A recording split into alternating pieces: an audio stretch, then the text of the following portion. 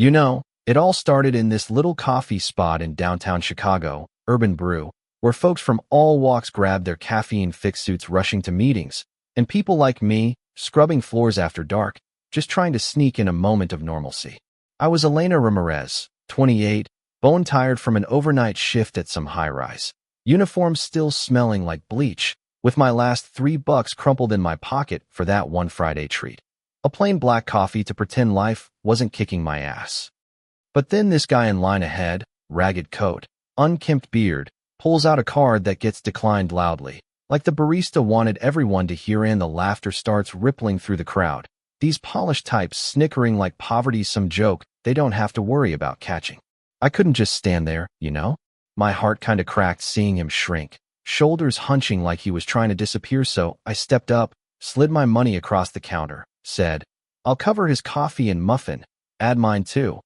Even though it meant I'd go without, because damn, we've all been there, right? Or at least, folks like me have scraping by since my parents passed in that car wreck 5 years back, leaving me to raise my kid brother Miguel, who's 16 and smarter than anyone I know, but stuck with stale toast for breakfast because the bills never stopped coming. The guy looked at me, eyes sharp despite the grime, muttered a quiet "why?" and I just shrugged. World could use a little more kindness, that's all. And as I walked out into the chill, stomach growling, I felt lighter somehow, like doing right by a stranger balanced out the crap weighing me down. Little did I know that stranger was no stranger to Power Alexander Thorne, the billionaire behind Thorne Enterprises, playing dress-up in thrift store rags to test the waters, see if real decency still existed in a world he'd built from nothing but forgotten along the way. His dad was a janitor, mom cleaned houses, and he'd clawed his way up.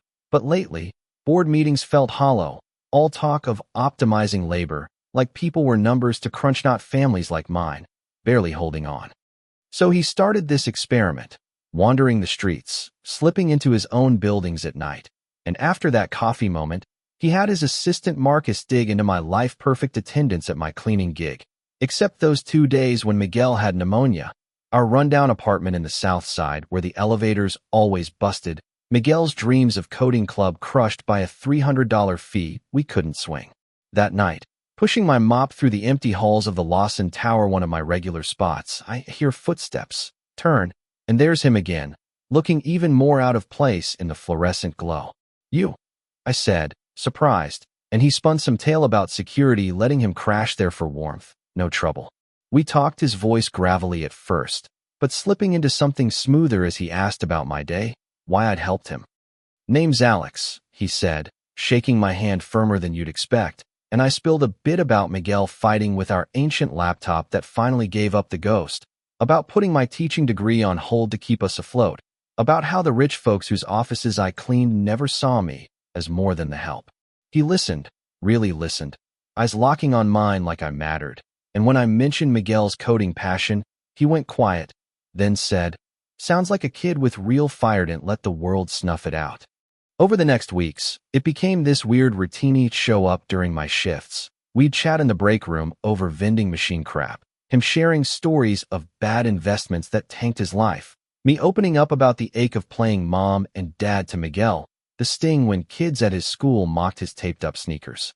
One day, after a brutal double shift, I nearly collapsed mopping dizzy, knees buckling, and there he was, steadying me, saying, "When's the last time you ate something real?" He bought me a sandwich downstairs, waved off my protests, and we talked deep, him asking, "What dreams did you shelve, Elena?" and me laughing it off, stupid ones, like teaching kids to read without worrying if the lights stay on. But his eyes softened, like he got it, and later, anonymously, things shifty to scholarship popped up for Miguel's coding club. Our electricity bill mysteriously paid ahead. I thought it was luck, finally, but inside, suspicion brewed. Alex knew too much, showed up too conveniently, his hands too smooth for street life.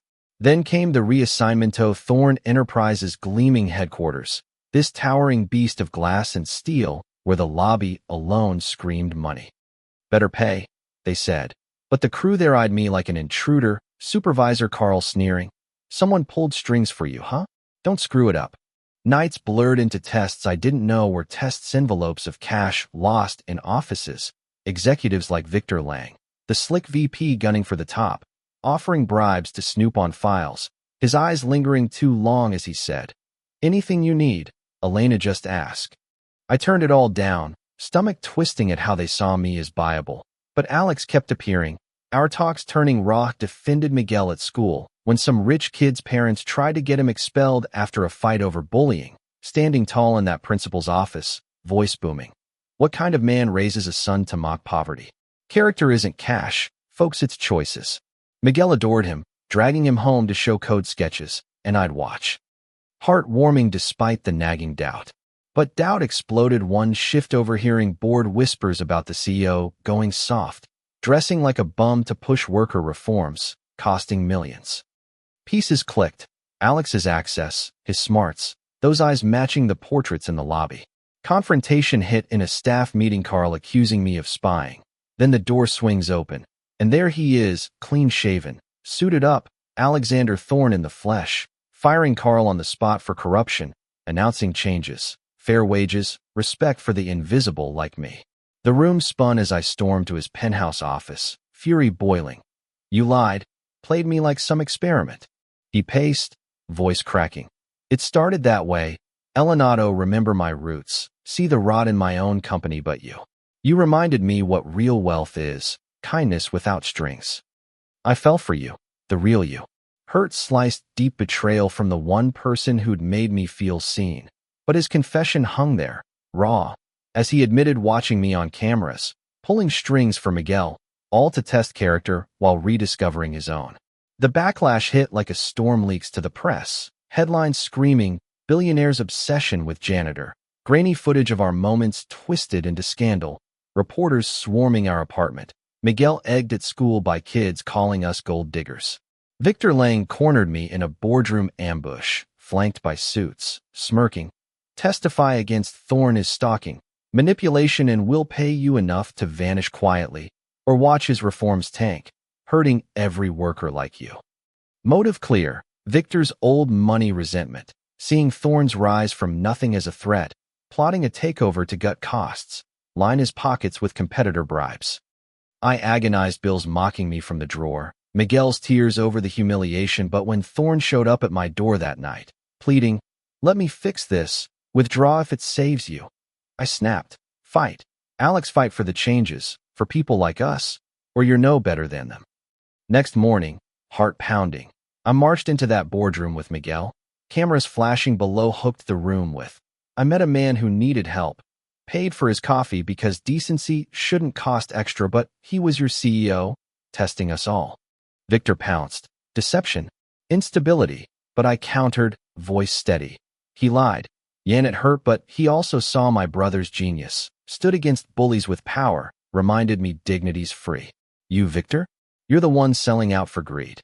Marcus burst in then, folders fly in, mails exposing Victor's fraud, bribes to rivals for board seats after ousting Thorne. Chaos erupted, Victor snarling. "This is entrapment," as Thorne stood calm. "No, it's justice. You weaponized her life for your ambition." Votes swung. Victor dragged out kicking. Reforms locked in, wages up, benefits real, the company breathing again. In the quiet aftermath, Thorne approached, eyes pleading, "Forgive? No. But second chances? Yes, start by being honest, remembering your janitor dad." Months blurred lunches with staff, no pretense. Thorne in coveralls fixing leaks himself, Miguel interning, patenting code that eased our jobs. I took the coordinator role, not charity but earned, heading expansions nationwide, turning invisible workers visible. And us. Slow, real dinners where he shared fears of losing touch, me admitting the warmth he'd sparked despite the lies.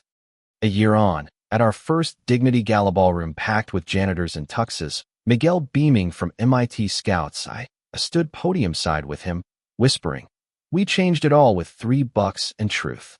But here's the thing that still nags: did his experiment justify the pain, the public shredding of our lives? Or was it just a rich man's game with good intentions paving hell? What do you think? Would you forgive a lie that sparked real change, or walk away from the mess? Drop your take in the comments. Share if you've faced something similar in your community, that clash of power and heart. Let's talk, because stories like this, they hit home for a reason.